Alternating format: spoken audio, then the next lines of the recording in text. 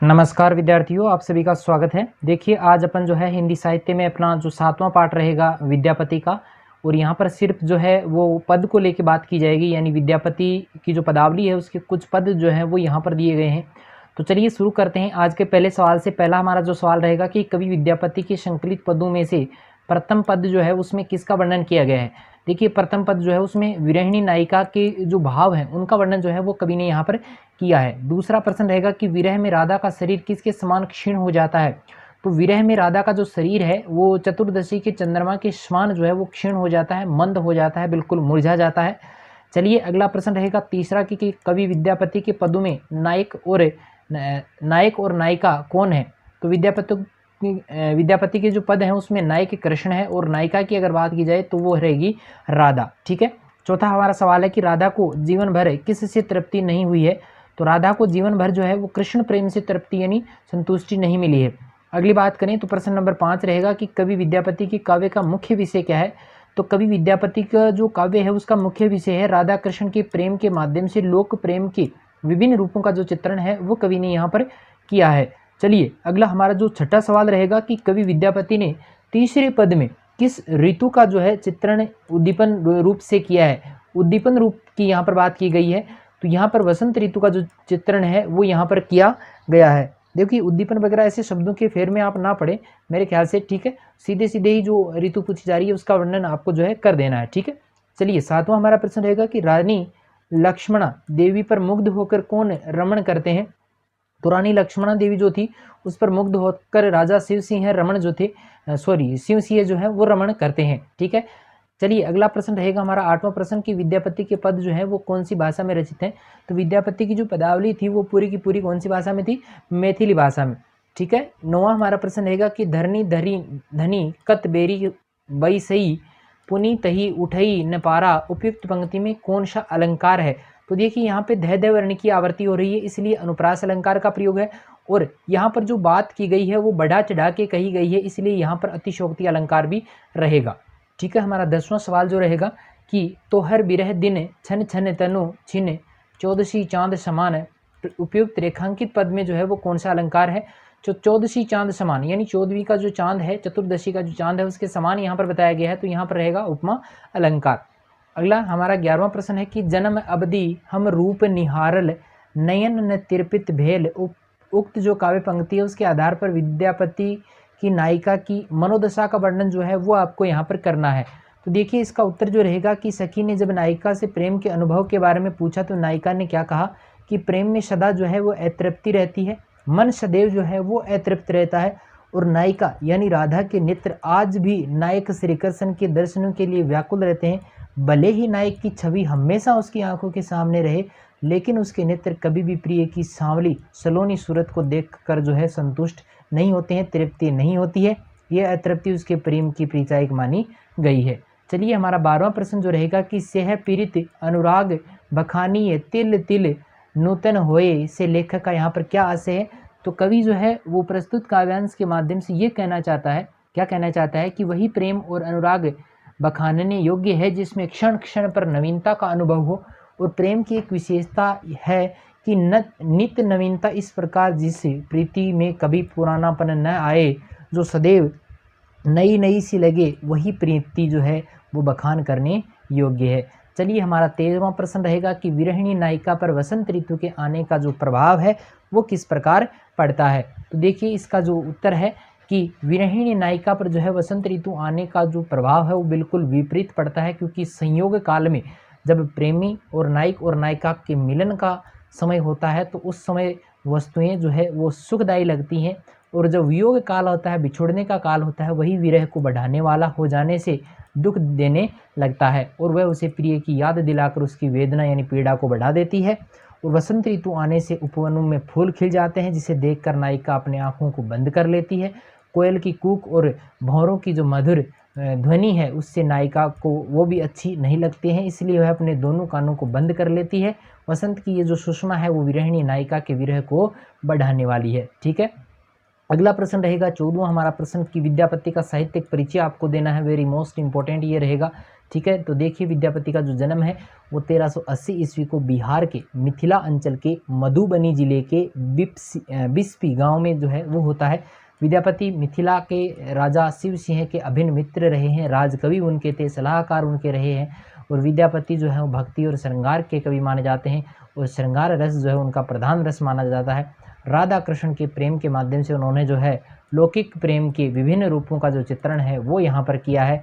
उनकी वाणी में कोयल जैसी मधुरता थी, इसी कारण उन्हें मिथिल कोकिला तथा अभिनव जयदेव भी कहा जाता है। ये चीज़ आपको याद होनी चाहिए, छोटे वाला क्वेश्चन भी इसमें बहुत सारे बनते हैं। तो विद्यापति का जो है संस्कृत है, अवहट यानी अपभ्रंश है तथा मैथिली भाषा पर पूरा अधिकार था। विद्यापति की प्रमुख 3 रचनाएं जो हैं जिनमें मैथिली भाषा के रचित रचनाएं कौन कौन सी, तो पदावली है, अवहट में रचित है कीर्तिलता और कीर्ति पताका। ये 3 ही आपको याद होनी चाहिए, बढ़िया सी आपको याद होनी चाहिए। चलिए हमारा 15वां प्रश्न रहेगा कि प्रियतमा के दुख का क्या कारण था। तो प्रियतमा का मतलब है विरहिणी नायिका, इसलिए दुखी है क्योंकि प्रियतम यानी नायक जो है वो उसके पास नहीं है। सावन का महीना आने से नायक के बिना दिन काट पाना बड़ा मुश्किल हो रहा है। प्रिय के बिना अकेला भवन उसे काटने को दौड़ता है और प्रियतम कृष्ण उस विरहिणी नायिका का मन अपने साथ हरण कर ले गए हैं, इसलिए वह विरह में नायिका कमज़ोर होती जा रही है और उसे कुछ भी अच्छा नहीं लग रहा है। ठीक है, ये हमारा जो पार्ट है वो कंप्लीट हो गया है। मेरे ख्याल से आपको जो है इतने क्वेश्चन जो है वो पर्याप्त हैं, बहुत बढ़िया क्वेश्चन दिए गए हैं, सारे आपको अच्छे ढंग से याद भी करने हैं। अभी मेरे ख्याल से बीच में जो है आपकी पॉलिटिकल साइंस की परीक्षा होनी बाकी है, उसके बाद में आपकी हिंदी साहित्य की होगी। तो तैयारी आप जो है जारी रखें, ज़्यादा नहीं तो कम से कम थोड़े बहुत घंटे 2 घंटे जो है वो क्लास ले लिया करें, या क्लास नहीं ले सकते तो आप पढ़ भी लें तो वो ठीक रहेगा आपके लिए। चलिए हमारा आज का 8वां पार्ट जो रहेगा, केशवदास ने सरस्वती वंदना, पंचवटी का वर्णन और अंगद। तो केशवदास जो है वो किस काल के कवि माने जाते हैं, वही पहला हमारा प्रश्न है।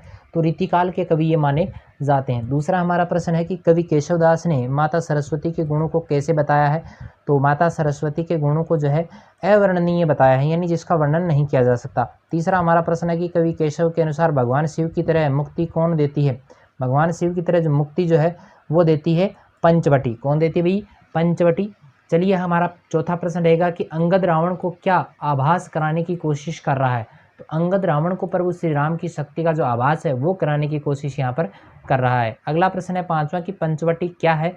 तो वनवास के समय वन में राम ने जिस स्थान पर अपना निवास बनाया था उस धार्मिक स्थान को जो है वो पंचवटी का नाम दे दिया गया था। चलिए हमारा छठा प्रश्न रहेगा कि अंगद कौन था।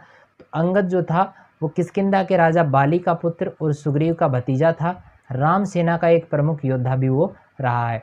चलिए हमारा 7वां प्रश्न है कि देवी सरस्वती उदारता का गुणगान क्यों नहीं किया जा सकता। भाई देवी सरस्वती की जो उदारता है उसका गुणगान हम क्यों नहीं कर सकते।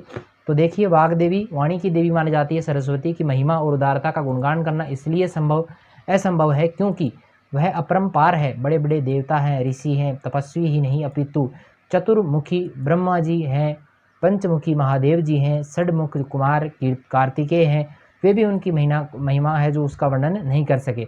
तो भला एक मुख वाला मनुष्य जो है उसकी अपार महिमा का वर्णन कैसे कर सकता है। अगला हमारा 8वां प्रश्न रहेगा कि चहु ओरनी नाचती मुक्ति नटी गुण धूर जटी वन पंचवटी। इसका आपको काव्य सौंदर्य जो है वो स्पष्ट करना है। तो देखिए सबसे पहले भाव स्पष्ट की बात करें तो ये पंचवटी गुणों से में भगवान शंकर के समान बताया गया है। जिस प्रकार भगवान शंकर अपने शरण में आए हुए व्यक्ति को मुक्ति प्रदान करते हैं, उसी प्रकार जो व्यक्ति इस पंचवटी के संपर्क में आता है अर्थात निवास करता है उसे अनायास ही मुक्ति प्राप्त हो जाती है। पंचवटी में सर्वत्र मुक्ति रूपी नर्तिका का नृत्य चलता रहता है। यहाँ रहने वाले प्राणियों को बिना प्रयास के ही मोक्ष की प्राप्ति हो जाती है। कला पक्ष की बात करें तो कवि ने यहाँ पर ब्रज भाषा का प्रयोग किया है, पंचवटी को शंकर के समान बताया है, अतः यहाँ पर उपमालंकार का भी प्रयोग हुआ है और सवैया छंद इसमें रहेगा। चलिए हमारा 9वां प्रश्न रहेगा कि पंचवटी वर्णन में कवि ने पंचवटी की किन विशेषताओं का वर्णन किया है। वेरी मोस्ट इंपॉर्टेंट क्वेश्चन है कि पंचवटी की जो विशेषताएं हैं। सबसे पहली विशेषता कि पंचवटी पवित्र स्थानों में से एक है, यहाँ आने वाले लोगों के द्वारा दिए गए जो पाप हैं वो भी मिट जाते हैं। पंचवटी में सभी कष्टों का निवारण होता है, लोगों को सुख की अनुभूति होती है। दुष्ट जो लोग हैं वो यहाँ एक क्षण भी नहीं रुक पाते हैं और पंचवटी भगवान शिव के समान जो है मुक्ति प्रदान करने वाला स्थान भी माना गया है। चलिए ये कुछ पद है अपना, इस पद को आप पढ़ लेना कि कौन सा यहाँ पे दिया है। तो ये पद पढ़ लेना और इसकी जो है सप्रसंग व्याख्या आपको करनी है। सबसे पहले आपको संदर्भ लिखना है कि प्रस्तुत पद जो है केशवदास द्वारा रचित रामचंद्र चंद्रिका के अंगद रावण संवाद से लिया गया है। ठीक है, ये आपको लिखना है। फिर आपको इसका प्रसंग लिखना है कि अंगद जब राम के दूत के रूप में रावण की सभा में गए तो रावण ने जो है राम को नीचा दिखाने के लिए पूछा कि यह राम कौन है। तय उसी की भाषा में उत्तर देते हुए अंगद ने जो कुछ कहा उसी का वर्णन इसमें किया गया है। आपको लास्ट में विशेष लिखना है, व्याख्या करने के बाद में विशेष लिखना है कि केशव ने संवाद पात्रानुकाल व्यंजन, ये ठीक है, ये सारा आप लिख देंगे। आगे बात करें तो केशव दास का जो साहित्यिक परिचय है वो आपसे पूछा जा सकता है। तो केशव दास का जो जन्म है 1555 को याद हो जाएगा, 1515 ये पुराना 1555 ओरछा नगर में होता है। पिता का नाम काशीराम था।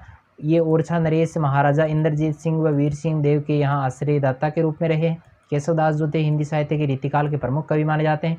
केशव दास की रचनाओं में उनके 3 रूप मिलते हैं, आचार्य हैं, महाकवि हैं और इतिहासकार हैं। संस्कृत काव्य शास्त्र के सम्यक परिचय कराने वाले हिंदी के प्राचीन आचार्य और कवि माने जाते हैं। केशव ने ब्रज भाषा में रचनाएं की हैं। उनकी भाषा में कोमलता है, मधुरता है और क्लिष्टता भी पाई जाती है। उनके काव्य में शब्दों के चमत्कार पर अधिक बल दिया गया है। काव्य में क्लिष्टता के कारणों को कठिन काव्य का प्रेत भी कहा गया है। ये मोस्ट इंपॉर्टेंट क्वेश्चन है। केशव के काव्य में जो है संवाद योजना अत्यंत प्रभावशाली है। केशव ने अपने काव्य में विभिन्न छंदों का भी प्रयोग किया है, ठीक है। और इनकी कृतियों की बात जो है अभी अपन कर लेते हैं। कृतियाँ कौन कौन सी है? रामचंद्र चंद्रिका है, राम कथा पर आधारित है, काव्य है। और रसिक प्रिया है, कवि प्रिया है, छंदमाला है, विज्ञान गीता है, वीर सिंह देवचरित है, जहांगीर जस चंद्रिका है, रतन बावनी है। ये कुछ रचनाएं जो है वो आपको याद करनी है। तो इतना मेरे ख्याल से आपके समझ में आया होगा। फिर भी आपके कोई समस्या हो तो आप कमेंट जरूर करें। अब कुछ एक जो पार्ट बचे हैं, अभी ये परीक्षा में अपना टाइम है भाई, कुछ दिनों का टाइम है, तो उस टाइम तक जो है अपन कंप्लीट कर लेंगे। बढ़िया से आपको जो है पूरे का जो है रिवीजन में करवा दूंगा, आप टेंशन ना लें, बढ़िया नंबर आपके आएंगे। तैयारी जो है वो आप जारी रखें। तो चलिए आज के लिए इतना ही, मिलते हैं फिर एक नई वीडियो के साथ में, तब तक के लिए धन्यवाद।